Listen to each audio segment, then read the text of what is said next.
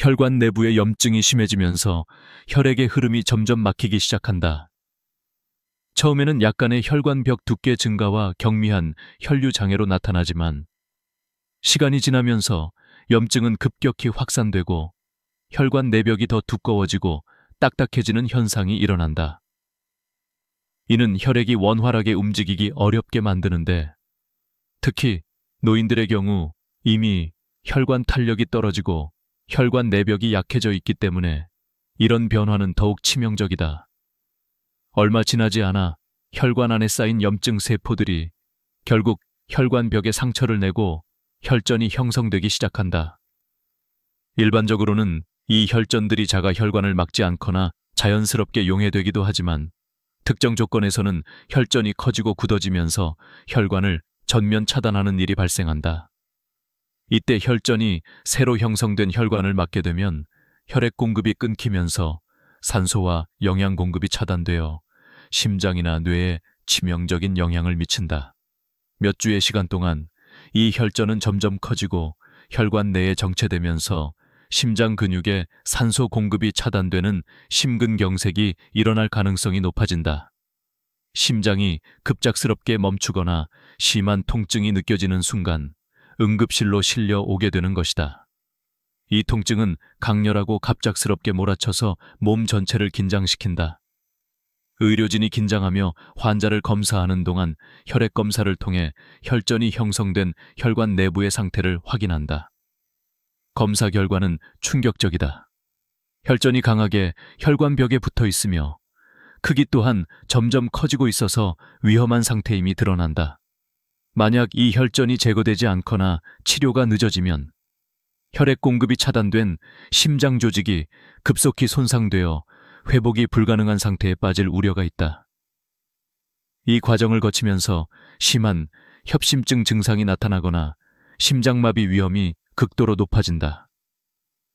이뿐만 아니라 혈전은 혈관을 통해 이동할 수 있기 때문에 더욱 위험한 상황이 발생한다. 혈전이 혈류를 따라 이동하면서 뇌혈관에 도달하면 뇌혈관이 막히게 된다. 그 결과 즉시 뇌의 일부에 혈액이 공급되지 않아 뇌경색이 발생한다. 이때 나타나는 증상은 갑작스러운 한쪽 마비와 심한 두통, 말이 어눌해지는 것일 수 있으며 빠른 병원 이송이 없으면 영구적인 장애로 이어질 가능성이 높다. 뇌경색으로 인해 뇌세포가 빠르게 손상되며 재활이 불가능한 수준의 신경 손상이 남을 수 있다. 장기적으로는 일상생활이 어려워지고 심한 경우에는 생명을 위협하는 치명적인 상태가 이어질 수 있다. 이 모든 과정에서 가장 우려되는 것은 예방법과 초기에 조치를 취하지 않으면 돌이킬 수 없는 손상이 일어나며 치명적인 결과로 빠르게 치닫게 된다는 사실이다. 병원에서 진행된 정밀 검사가 이어지는 동안 의사들은 혈관 내부의 심각한 변화에 충격을 받게 된다. 결론은 명확했다. 혈관벽에 쌓인 칼슘이 치명적인 수준으로 축적되어 있었다.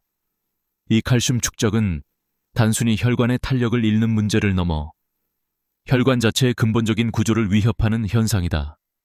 혈관이 점점 딱딱해지고 유연성을 잃으며 정상적인 혈류를 유지하는 데 큰 장애물이 된다. 가장 무서운 점은 이 칼슘이 혈관벽의 작은 틈새를 통해 내부로 침투하면서 혈관벽의 결합 조직을 약화시키고 결국에는 혈관 파열의 위험이 급격히 늘어난다는 사실이다. 혈관이 터지기 직전 혈관 내의 압력이 매우 높아지고 이로 인해 작은 균열이 생기기 쉽다. 의사들은 이 순간이 바로 생사의 갈림길임을 직감한다. 혈관이 파열될 경우 강한 출혈과 함께 체내 여러 장기에 치명적인 손상을 초래하며 그 충격은 곧바로 심근경색 또는 뇌출혈로 연결된다. 이 두 가지 치명적 사고는 곧장 생명을 위협하며 무심코 지나친 작은 위험이 얼마나 치명적인 결과로 치닫을 수 있는지를 보여주는 충격적인 현실이다. 전라운 이러한 혈관 손상의 배경에는 우리가 일상적으로 소비하는 식습관이 숨어 있다. 바로 가공식품과 단순당 섭취가 큰 역할을 한다. 정제된 설탕이 잔뜩 들어간 가공식품과 방부제, 화학 첨가물이 다량 함유된 인스턴트 음식들은 혈관에 심각한 영향을 미친다. 매일 아침 먹는 과자 하나, 담백한 빵 한 조각, 또는 간편하게 즐기는 인스턴트 라면이 쌓여 혈관 염증과 칼슘 축적의 원인으로 작용한다는 연구 결과도 있다.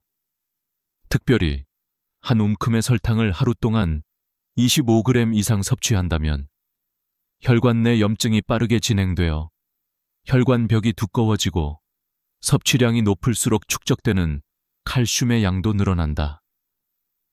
이러면 혈관이 점점 딱딱해지고 쉽게 파열될 가능성이 높아지게 된다. 이러한 위험성을 줄이기 위해서는 매일 식사 시 설탕 섭취를 10g 이하로 제한하는 것이 매우 효과적이다. 점심과 저녁 식사 사이에 섭취하는 가공된 과자가 있다면 하루 총 섭취량이 5g 이하로 조절되어야 하며 대신에 식물성 고섬유 채소와 견과류를 충분히 섭취하는 게 좋다. 섬유질이 풍부한 식단은 혈관 내 염증과 칼슘 축적을 억제하는 데 도움이 되며 매일 저녁 30분 이상 걷기 또는 가벼운 운동도 혈관 건강 개선에 반드시 필요하다. 이렇게 작은 변화들을 생활화하면 혈관 내부의 치명적인 변화가 진행되는 속도를 늦춰 더 이상 돌이킬 수 없는 손상이 발생하는 것을 예방할 수 있다. 이제는 일상의 식단을 다르게 구성하는 것이 생명을 지키는 가장 강력한 방법임을 명심해야 한다.